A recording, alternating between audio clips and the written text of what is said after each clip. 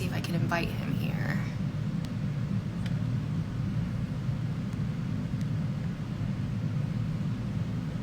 We're going to be talking about tattoo removal. All right. Good. Hi, how are you, Thanks for Dr. having Friedman? me. Yeah, happy to have you here. So hi guys, for those who don't know me, I'm Dr. Emily Guo. I'm a board certified dermatologist out of Houston, Texas, and Dr. Friedman trained me for my fellowship, which I just finished. It was an ASDS, Cosmetic Dermatologic Surgery Fellowship. And I'm so happy he could join me tonight to talk about tattoo removal treatments. So Dr. Friedman, he's a board certified dermatologist and the director of the Dermatology and Laser Surgery Center in Houston. He's a laser expert and a Mohs micrographic surgeon. He's also the president of the American Society for Laser Medicine and Surgery, and he's a clinical assistant professor of dermatology at the University of Texas Medical School and the Weill Cornell Medical College Houston Methodist Hospital as well. So for tonight, we're going to be talking about tattoo removal treatment. So thank you guys for joining the ASDS True Skin Experts series. So first, we'll kind of go into an overview about how we do tattoo removal treatments in our office. We'll address some questions that have come in, and then also talk about a few other topics, including our philanthropic initiatives to help survivors of sex trafficking with their branding tattoos. And then at the end, we'll run through any of the questions that have come in during live. All right, so Dr. Friedman, do you want to start off by kind of giving an overview about how we do tattoo removal treatments in our I think office? the most important part of it is our initial consultation and setting realistic expectations with patients in terms of where we are in 2022 with advances of lasers for tattoo removal. And, you know, we still have a ways to go, but we've come a long ways. I mean, as you know, tattoo removal started in the 90s with Q-switch technology, which delivers light in 1/1000th of a second. And then picosecond lasers were developed in the late 90s and then were commercially released in 2012, which delivers the light in 1/100000th of a second. And so this allows a much more photomechanical impact on the tattoo particles, shattering the ink particles into much smaller. So a nanosecond technology, we're shattering it into, say, little pebbles. With if you're starting off with a rock, referring to the tattoo ink, with picosecond laser technology, you're shattering it into almost like little sand particles. So allowing your lymphatic system to do a better job of eliminating it from the body. What's so beneficial about that is it allows us to use lower energies. And so practicing, as you know, in Houston, where we see so much skin of color, it allows us to more safely help patients address tattoos in patients with darker skin types without some of the adverse sequelae that we used to see with traditional technology, specifically hypo or hypopigmentation. I think one of the other big advances was the PFD patch, which we use with all of our laser tattoo removal treatments. And this is a clear patch that we pulse the laser light through. And it has a couple of effects. One is it serves as a heat sink. So any excess heat that would typically be absorbed by the overlying skin instead goes into the patch. So it has an extra safety margin for our patients with darker skin, protecting the pigment in their skin in the top layer. It also has an effect to help with clearing of accelerates clearing of some of the gas bubbles that occur immediately after treatment. And so what that allows us to do is it allows us to do an additional pass on the same day more efficiently than, say, waiting 20 minutes between passes. And then the other thing is, you know, that we're doing routinely in our office is using acoustic shockwave device, which is something that's being marketed for cellulite. And for some offices are using it following cold sculpting to help with massaging the skin to help with elimination of the fat. We're using it following between passes of laser tattoo removal to help with clearing of some of those gas bubbles, which can kind of form a shielding effect over the remaining tattoo ink. And so then we'll do a subsequent pass, and we're getting more efficient targeting by clearing out any gas bubbles that may have formed as a result of the treatment. And then, go ahead. Yeah, that was a great overview. And then, no, I mean, I think, you know, as you know, saying? I mean, we have a lot of patients who come to our practice who perhaps may have been treated at a non-physician office. and they're often amazed at how painless the procedure can be when when we administer injectable lidocaine. And I think that cannot be overemphasized in terms of the patient comfort that can be provided when the provider is able to administer injectable lidocaine. It makes we did a patient at the end of clinic today who fell asleep. So it's really a game changer, and it's something that all patients should be seeking.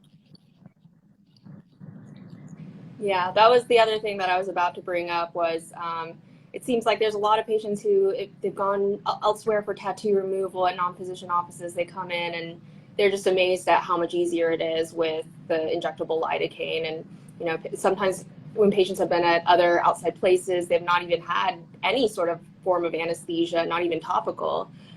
So, I think when people hear about laser tattoo removal, they always hear about how painful it can be, but if you're going to a physician's office where they're able to administer injectable lidocaine, it should be very, very painless. Mm-hmm. Okay. All right. So we'll address some of the questions that came in on the ASDS post. So thanks for submitting all these great questions.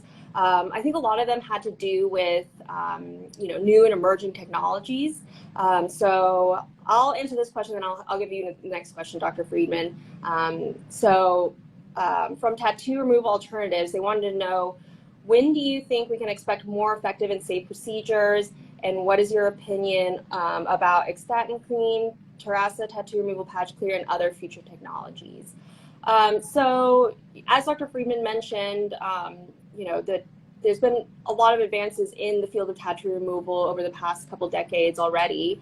And with any of these sort of devices, I think it can also be just very operator dependent, as we talked about, depending on where you're going, whether it's a physician office or, there's a lot of these unregulated tattoo removal type places. So the results can definitely vary a lot depending on the operator. But we found that, with the picosecond technology, the PFD patch, the acoustic shockwave therapy, all those things that Dr. Friedman was talking about, it's sort of been what we found is the most safe and effective treatments of what's available currently right now on the market. Dr. Friedman and I did look up, these other technologies that were mentioned, and, I think it's definitely very exciting that, people are looking into alternative treatments about the related to tattoo removal, but we weren't able to find any data or studies currently published. So it's hard for us to form an opinion when we haven't seen the studies. But we're looking forward to hopefully seeing some studies soon. It looks like Scott said, what are your thoughts on the clear tattoo removal? I think we just need to see the studies first and find out, what's actually going to be safe and effective in clinical practice. 3 of the world's experts from various regions of the country, and they're not familiar.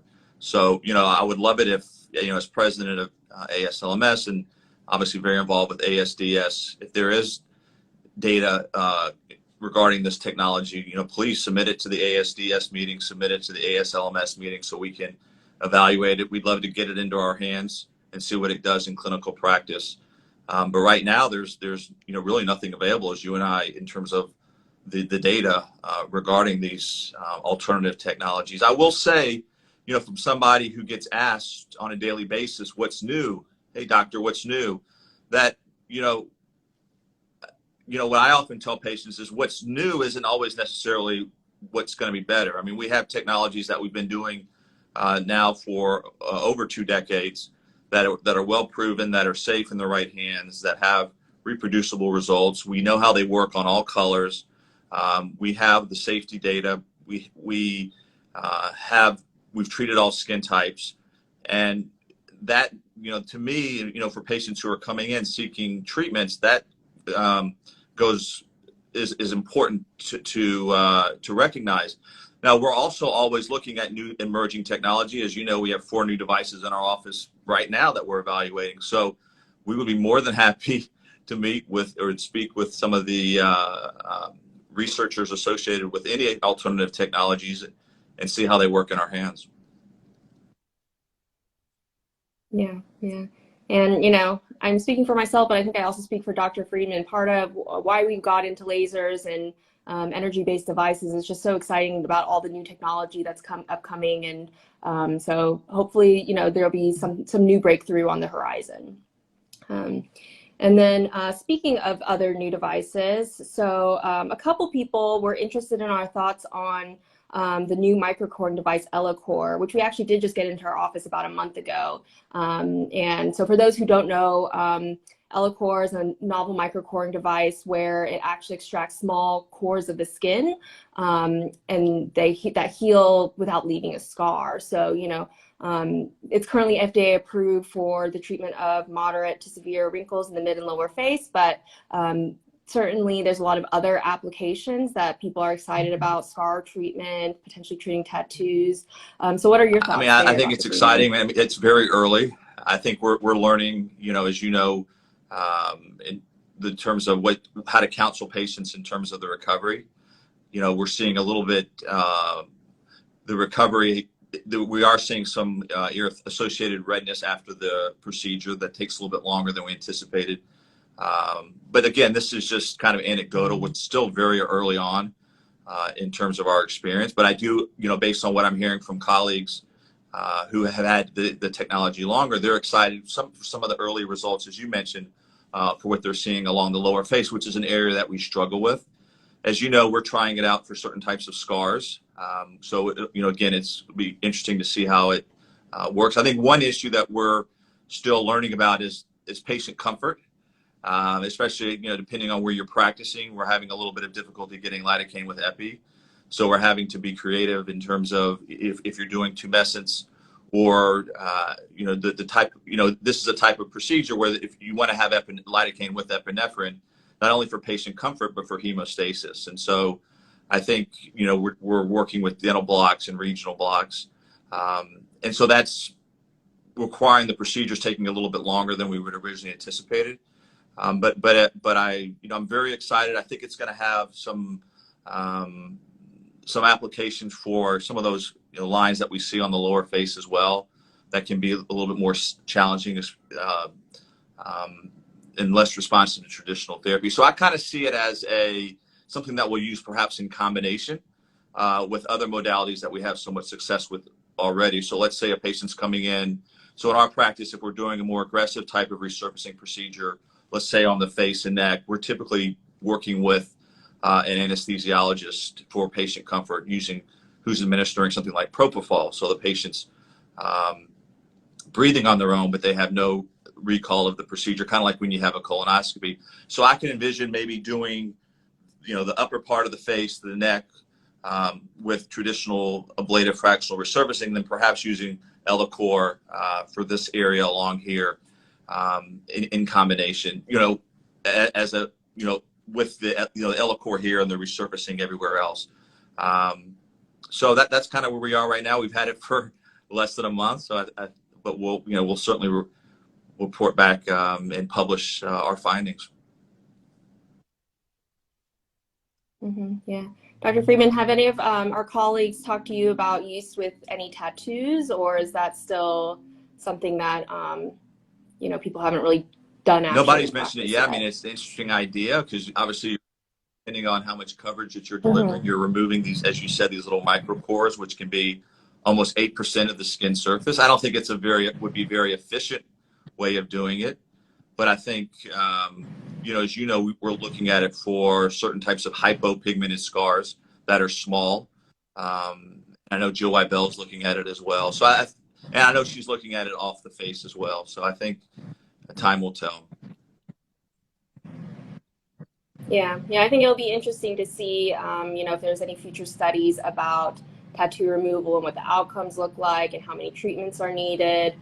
So for those who don't know, it's fractionated, like Dr. Friedman said, it can be up to 8% of skin removal. But, because it's fractionated, that means that multiple treatments would need to be done. And so it's difficult to know how many would be needed. And I wonder if it might be something that's more useful kind of on the back end of a treatment, to kind of get the last residual shadow of a tattoo versus, at the beginning, or, Another application I think that may be interesting and potentially useful is if people are having, allergic reaction to any of their tattooing. That might be a good route of, removal as opposed to, laser Or or perhaps a other patient who modalities. has a particular type of ink that is at risk for paradoxical darkening with traditional laser removal, which I don't know if you want to talk about Yeah. that later, but Uh-huh. it might be another interesting application. Yeah. So I think these are all great ideas and potential. There's in any aspect of medicine, there's things that we can do better, and then there's these technologies that emerge, and so it's our job as clinicians and scientists to figure out where the unmet needs are and how we can integrate this new technology in the most safe and exciting way. Yeah. Yeah. I guess when we're talking about, so I guess we can kind of talk about cosmetic tattoos now since you brought up about paradoxical darkening. I guess one of the challenges I would see with microcoring technology would be, just the locations. Um, as we've seen, it's difficult when we're going over bony areas. So for those who don't know, you kind of stop right here below the cheek. You kind of just treat this area with Ellacor. You don't go actually onto the bone. And so you have to be very careful about your depths along the bone. So obviously the eyebrow, you have your brow bone there. And then I guess the other place I would think of cosmetic tattoo would also be, lips, which I think would just be very sensitive to treat with the Ellacor. But, things to consider. What other considerations do you have with cosmetic tattoos? Well, I mean, it's something that I get asked about regularly, both from a lot from clinicians around the country, and then a lot from patients who have microbladed tattoos or cosmetic eyebrow tattoos who aren't happy with the placement.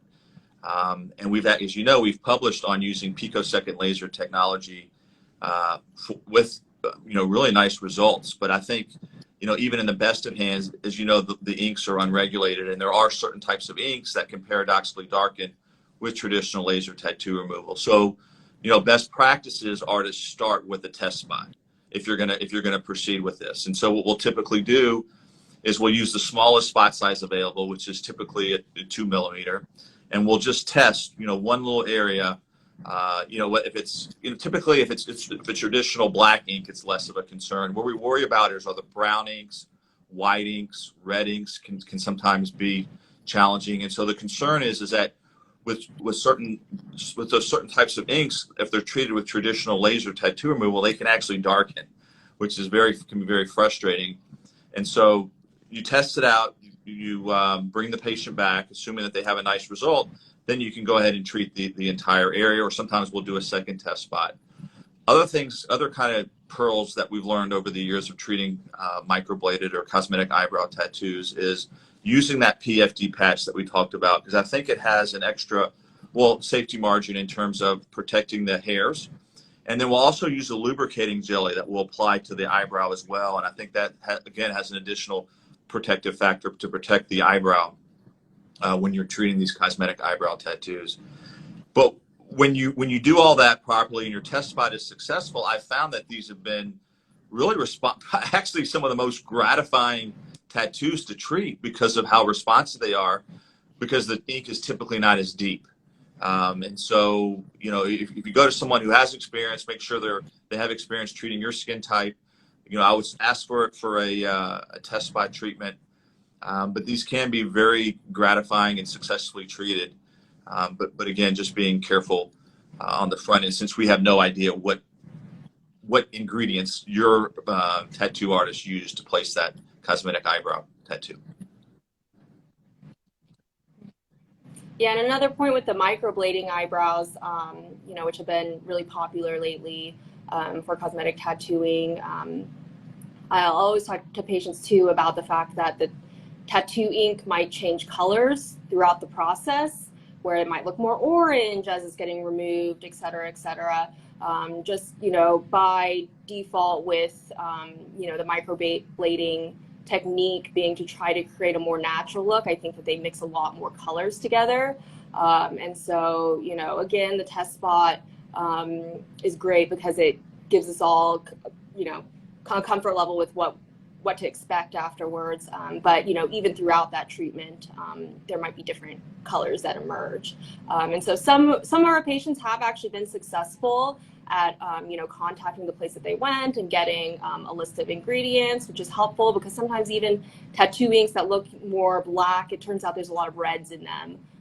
So instead of doing, say, 1064, we might start with the 532 or do a combination of the both. But it's again variable though about whether patients are actually able to find out their tattoo inks that were used, and if that the color combinations within them are. No, I mean, excellent point. As you know, it's not uncommon well for us to start with one wavelength of light to target certain color inks, and then as the tattoo starts clearing, perhaps they've had, as you say, maybe additional multiple. It's not uncommon for patients to have re-tattooing over the area, then other inks start appearing, and so then we'll switch wavelengths. So yeah, that's an excellent point where we might have to pivot based on what we're seeing clinically. Mm-hmm. Yeah. So Dr. Friedman, do you want to talk a little bit about our philanthropic initiatives with the ASLMS and helping sex trafficking survivors? So this is something that we've been doing here in Houston for a while, really since 2017, when first became aware of this that survivors of sex trafficking, as they're going through their recovery process, it's not uncommon for them to be burdened by what's referred to as a branding tattoo. And these branding tattoos can be in various locations, but it's a way of showing ownership by their pimp, and it's something that they struggle with, even after they go through this long recovery process, and it's a very long recovery process. But this is kind of a reminder of their past, even as they're starting to enter mainstream, which is a whole set of challenges in and of itself. And so we got involved with some local organizations who work with survivors to offer pro bono removal of these branding tattoos. And as you know, these are emotional patients when they're coming in, and so there's there's a trust factor that we have to develop over time. But patients that we've had the opportunity to work with have been very grateful and have provided feedback that this has made a major impact in their recovery process and removing that reminder of their past. And so, as president of ASLMS, one of my initiatives is to expand this to a global campaign where we can have a national registry of providers who will provide this type of pro bono tattoo removal to sex trafficking survivors to help them in their recovery process around the nation. Mm-hmm. Yeah. So Dr. Friedman and I did initial needs and impact survey that we presented at the ASLMS this year, and we're also going to be presenting it for a video abstract at the ASDS this year in October, where we found that almost 1 in 2 sex trafficking survivors actually does have a branding tattoo, and oftentimes, they'll move around during their recovery. So having a national initiative in place is going to be important for the success of this. That way the survivors can continue, in their recovery wherever they are. So at this point, Dr. Friedman, if somebody wanted to get involved in this, if a board certified dermatologist wanted to get involved in helping these survivors, so they how would can they go email about doing information at aslms.org, information at aslms.org to volunteer, or just message one of us directly on Instagram as well. Mm-hmm. Thank you for mentioning that. Yeah. Uh-huh. Yeah. So let's see. I don't know if any questions have come in. Let me see. While you're looking at the questions, it's interesting when you talked about some of the alternative treatments. In 2009, Rox Anderson invented this ink. It was called Infinite ink, where it was a permanent tattoo ink, but it was removable. So it was a brown iron oxide encapsulated in PMMA polymer bands. And it was specifically designed so that it could be treated with one treatment session with laser tattoo removal. So here he's come up with an incredible solution. That's cool. And unfortunately, the tattoo artists would not utilize this ink because they feel very strongly that, you know, these inks should be permanent, or should, that this is their art form, obviously. And so, to me, that in and of itself would have, would have been really a game changer for patients who have this tattoo regret. And it's a big problem, where, patients end up regretting the decision to get the tattoos. This would have been an incredible way of assisting those patients with one or two treatment sessions. Yeah. Yeah, somebody so that didn't catch on further. Infinity Ink, if they want to Google it. And I don't even know if the company is still in business. I think, as I said, the tattoo artists would not utilize the ink. Maybe if more consumers demanded the ink, it would take off. Yeah. Mm-hmm. And was it just like the one color of ink, or did they have that was the first one, but he developed it? multiple colors of ink that were designed to be removed very easily by traditional laser tattoo removal. Huh. That's so interesting. Yeah, Exactly. Kind of engineering the other side of it. Yeah. So let's see, we got some questions in. How do you get the word out to the public about this service? So we've teamed up with the National Trafficking Sheltered Alliance. They work with various organizations that help survivors of sex trafficking in long-term recovery, helping connect them with social workers, things like that, other services. And so we're excited that we're partnering with them, and they have a great network of organizations they're working with who are going to refer people over to our services. Speaking to mainly dermatologists, I would just mention that the American Academy of Dermatology is also getting involved with this initiative and is also working towards creating resources for helping dermatologists identify potential victims of sex trafficking as healthcare providers who may be coming into contact with these victims. And so it's something that, as a specialty, that we can very, very much be a resource. And then I'm scheduled to speak to several organizations throughout the country in a couple of months, kind of outlining the program and the registry.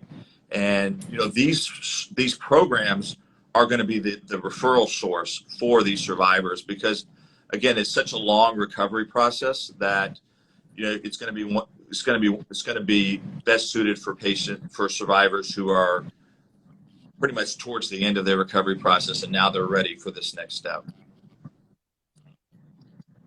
Yeah, that's one thing, learning more about this that I hadn't really thought of before is that, laser tattoo removal is a medical procedure. And so, the survivors need to be at a point where they're able to, undergo these medical procedures. And it, unfortunately with tattoo removal, it's not one and done. They're going to need to follow up, and having those, expectations. So, somebody who's in an acute phase of recovery, it's not necessarily appropriate for them to be undergoing a medical procedure like laser tattoo removal. So, this collaboration with these various organizations. Are you comfortable talking about the survivor who had the tattoo on her face, or? Yeah, so, we've seen several of these survivors in our practice, and one in particular really stood out to me. She had a big tattoo right on her forehead, in black letters, and it occupied probably a good, half of her forehead. And, when I first met her, she let me know that it's really difficult for her to get a job with this tattoo on her forehead. A lot of people judge her for it, and they don't think that it might have been something that was not voluntary. So, she was able to get a job at, I think, like a barbecue restaurant where she just wears a hat to cover it. But it's being able to help someone out with tattoo removal like that is, it's life-changing. So I'm really happy that Dr. Friedman has trained me and I have the skills to help people like this. So someone asked the question, are there certain areas of the country with a large population of sex trafficking victims other than Houston? So I think it's really interesting that it's a really prevalent problem, sadly. And, it's not even just in big cities. It can also be in smaller rural areas. And a lot of it's just kind of hidden in plain sight. So, it's really a problem everywhere. And, in our survey study, fortunately, we partnered with the NTSA also for our survey study, and we were able to get a good distribution of input from programs around the country. Let's see. Thanks, Anne. Anne says that Dr. Friedman is a leader and best in class. I agree. I think, California, Nevada came up as areas where there's, I think Houston, because of its proximity to the border, is a problem area. And again, yeah, someone said big bust of sex trafficking last year in Cincinnati. So really, it's really all over. Even small towns in the Midwest, it can happen. It's a problem that unfortunately is too common. Someone asked, is loss to follow up an issue with the social inequities the victims face? Yeah, being lost to follow up, sometimes patients have no-showed their appointments and things like that. So just kind of being understanding that they're in a position with their social situation where they may not be able to, come to their appointments. I mean, hopefully they can, but again, part of why having a network of physicians willing to provide this service would be beneficial, just so, if for whatever reason they had to move or, transportation was difficult to get to a certain part of town, they'd be able to find a way to, further their recovery in that sense. Yeah.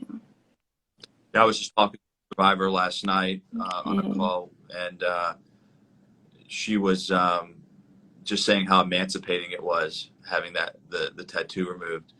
And she's at a stage now where she's married, and she's actually an advocate for other survivors, and has she was appointed by the president to the U.S. Council on Sex Trafficking, and so it's really powerful hearing her speak and talking about the impact that it had on her. And I think that's something that we take for granted as physicians. But it's especially you mentioned tattoos on the face, and even talking about other patient populations, people can be struggling with certain parts of their life at certain stages, and then get help, but then have this reminder of a tattoo that they placed when their lives weren't balanced. And I think one thing that we haven't talked about yet, it's something that Eric Bernstein passed on to me. He's one of the thought leaders on laser tattoo removal, is especially for somebody, as you mentioned earlier, who's maybe has budgetary constraints,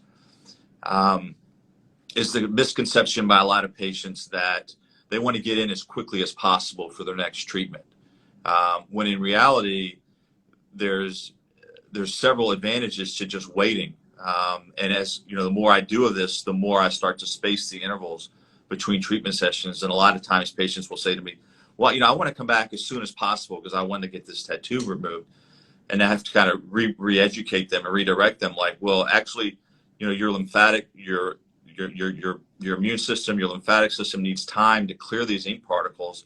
And it's not uncommon for us to see patients who can't make it in otherwise a year later, where there's dramatic clearance of their tattoo ink that we wouldn't have appreciated if they had been coming in more frequently for subsequent treatment. So there's something to be said to giving your body time to heal, maybe waiting 3 to 4 months between treatment sessions in some cases. Um, and the added value of that cannot be overemphasized. Yeah, definitely a great point. That's something I like to mention to our patients in their initial consult is, for whatever reason they can't make it in, to not worry. They're still going to have, benefits. And our recommendation of, coming in every 6 weeks is kind of like the And this minimum is something time to recover.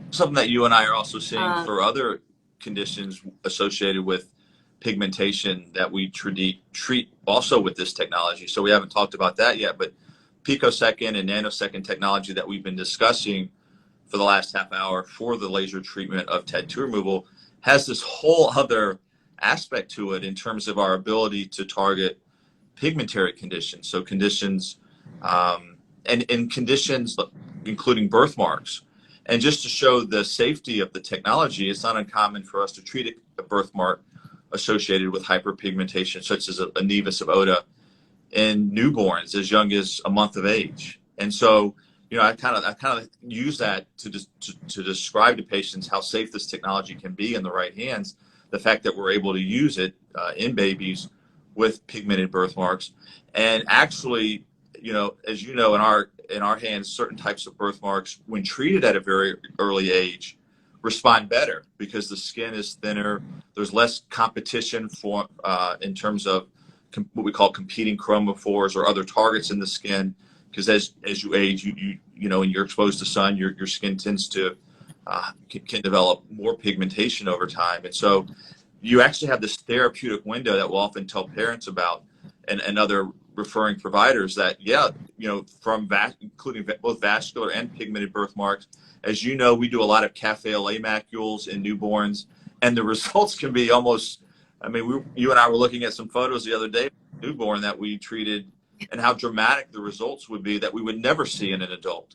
And so I think that can't be overstated in terms of the value of early intervention for various types of birthmarks and the role that can play in terms of the child's self-esteem as they enter their school-age years. It also can help obviate the need for general anesthesia because at a very young age you can hold the child, and the treatments are very quick, and then they'll cry during the procedure, but as soon as you stop, there's no residual pain. And I think it's so I think it's something that parents should consider, or pediatricians should consider when they're seeing these kids with these various types of birthmarks.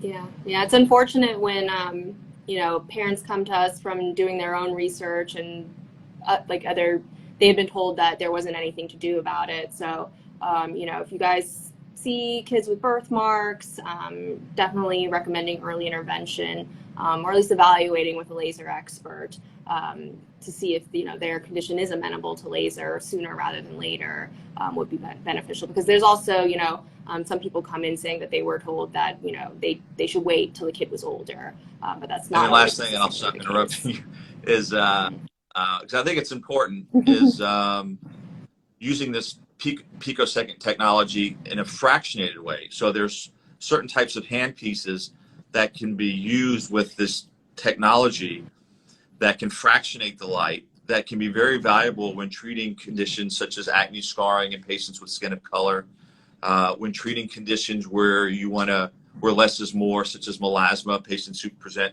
with hyperpigmentation following pregnancy or when they're on following prolonged courses of birth control. And so in those cases where they don't respond to topical skin brighteners and they're coming to us for intervention or office-based procedures, this technology is also can be useful for those specific types of indications as well. And so so it's something that for the physicians who are tuning in, a question that you and I get asked a lot is, what's the value of this technology? Should I bring this technology on into my practice? Because it is, let's face it, it's expensive. But I think depending on your patient population and the types of the skin types of the types of the diversity of skin types that you're seeing in your practice, there can be a diversity of indications that you can treat using this modality well above and beyond just tattoo removal. Yeah. Yeah. Like, I want you to treat me with picotoning in the fall. Yeah. So let's see, going back to some of the other questions, Dr. Nana Duffy asked, how can I join, be a doc that provides this service for patients in need? So if you tuned in a little bit later on this, if you're interested in helping pro bono with pro bono laser tattoo removal for sex trafficking survivors, you can email information@aslms.org. Yes, yeah, so is that right, message Dr. one of us, and we'll take care of it. Yeah, or message either of us, yeah. And then Joan, thanks for the question. She asked, is branding tattoo removal part of the recovery process for child/adolescent survivors, or is this reserved largely for adult survivors given the potentially taxing nature of the procedure? I mean, fortunately, we haven't had to deal with a situation in our practice with a child or an adolescent survivor. It's not to say, though, that's, sadly, that, it doesn't happen. That's one thing that I've learned in this is in terms of, tattoos, to question further about, what were the circumstances that the tattoo was placed. If any minor who has a tattoo, physicians should be inquiring about, why that tattoo was placed, because that can potentially be a sign of sex trafficking for child and adolescents. I do think that, it probably would really depend on, mentally where they are in their recovery as to whether or not they would be able to handle that sort of medical procedure. It's something I haven't thought about. It's a good question. Certainly we do tattoo removal. In terms of the safety of the technology, we're able to do it. As you say, it hasn't presented itself yet, but as we grow this registry, it's something that we should be mindful of and have protocols in place for. And I think trauma-informed training for the physicians who volunteer, would help with situations such as what Joan is describing.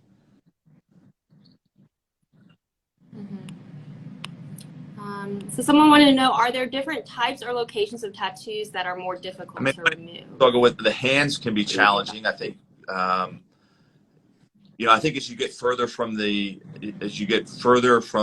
center of the body, where you're going to have less of the blood flow, healing can be a little bit of an issue. And so we tend to be a little bit more conservative with our treatments. And so I think as a result, they're a little bit slower to clear. I think of specific inks as being difficult. Having been doing this for 20 years, larger tattoos tend to be more difficult. There's certain types of inks that tend to be more challenging, although with some of the advances, we've gotten better. Yellow tattoos used to be very difficult. Sky blue or green inks used to be challenging, but we've gotten very good now with pretty much all ink colors because of this picosecond laser technology.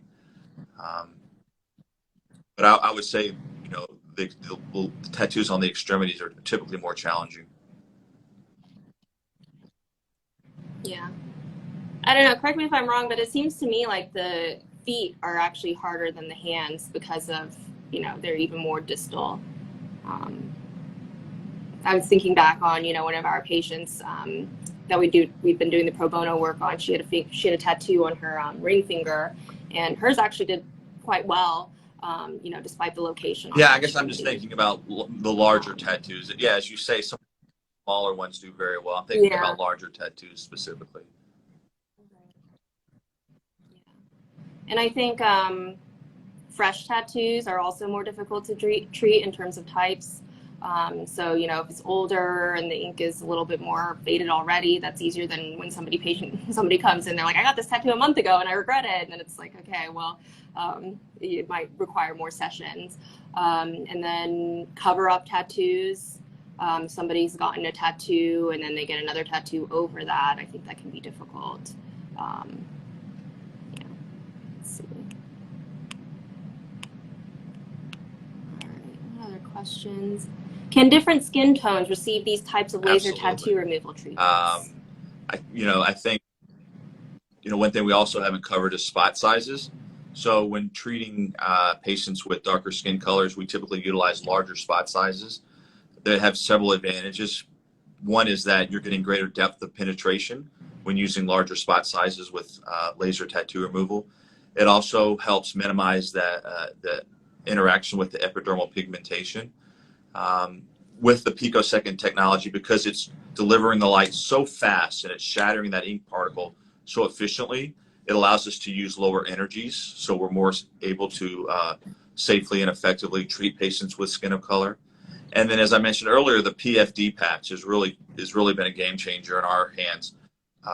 It's a clear patch that you apply over the tattoo and pulse the light through it, and it absorbs any excess heat that would typically be absorbed by the overlying skin.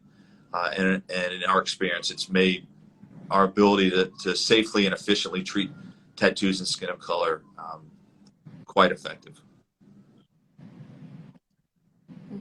Yeah. Yeah, and thinking back on that question also about locations for tattoos, going back to the Z-wave technology, you're talking about the acoustic shock wave technology that allows us to, do a second pass. There's also certain locations that we don't use the Z-wave technology. So, like extremities, also, cosmetic tattooing on the face. So maybe that also plays a role into why those tend to be a little bit slower. We tend to use the PFD patch, the perfluorodecollane patch that Dr. Friedman has mentioned. We use that pretty much for all of our tattoo treatments, but the acoustic shockwave technology, it's variable whether we use it or not.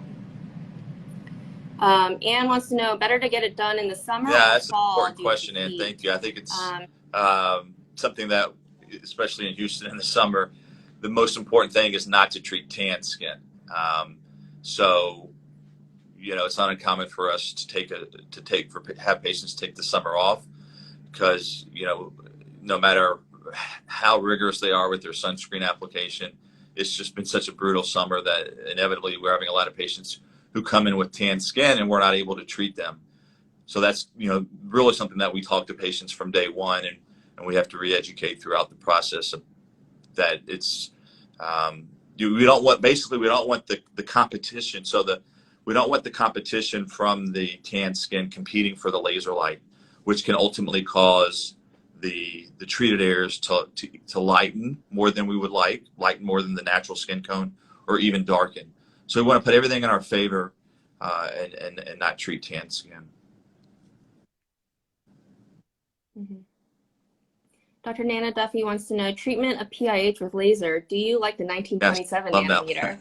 I love the 1927, the fractionated diode laser for treating post-inflammatory hyperpigmentation. We use it for PIH associated with, as a result of acne, as we burn scars, surgical scars, and associated with various types of injuries, and on all parts of the body. And it typically takes multiple treatments, but it's something that we couldn't do before that we're able to successfully do. And the other thing we're doing is we're combining it with topical skin brighteners, and there is some enhanced absorption immediately after the treatment that we're seeing associated, and that's been shown in studies. And so that enhanced absorption will help with clearance of the pigment as well, that we apply right after the treatment. Mm-hmm. Dr. Lucy Skin wants to know, do your treatment endpoints differ after subsequent treatments? I find it harder to get frost/whitening as the ink is fading. Yeah, it's a great question. So, because there's less of a target. And so typically we're using a little bit higher energy. So I like to maximize the spot sizes. So get that, and you can do that with some of the newer picosecond technology. So you're starting with the larger spot sizes. You're not using as much energy as you did with traditional technology, and you take it to your endpoint. And then for subsequent treatments, we'll typically do a little bit of a smaller spot and a little bit higher energy. So we're gradually accommodating for the fact that there's less of a target by using a little bit of higher fluence to get our desired endpoint. But I also find with picosecond laser technology, you don't necessarily have to get as robust of a reaction as you did with traditional nanosecond technology to get the desired outcome. Mm-hmm. Yeah.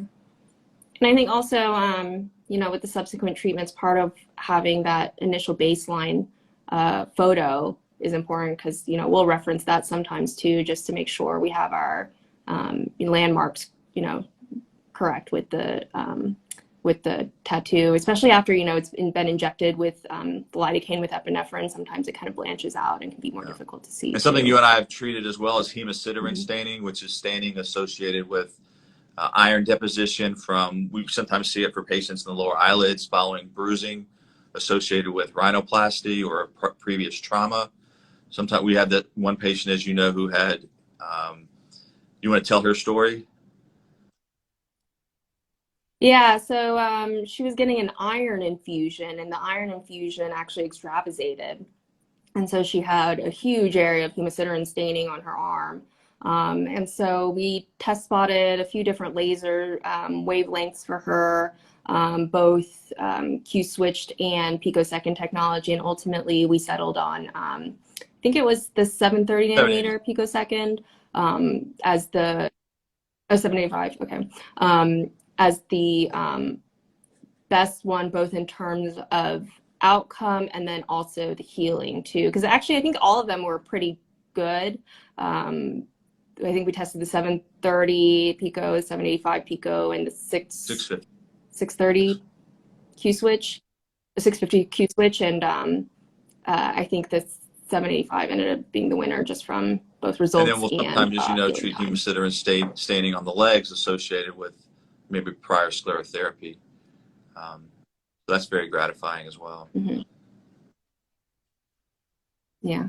Anne wants to know what the pico toning that I mentioned was. So that's what Dr. Friedman was talking about for using the larger spot sizes that are fractionated, kind of for an all over kind of painting technique to help with melasma.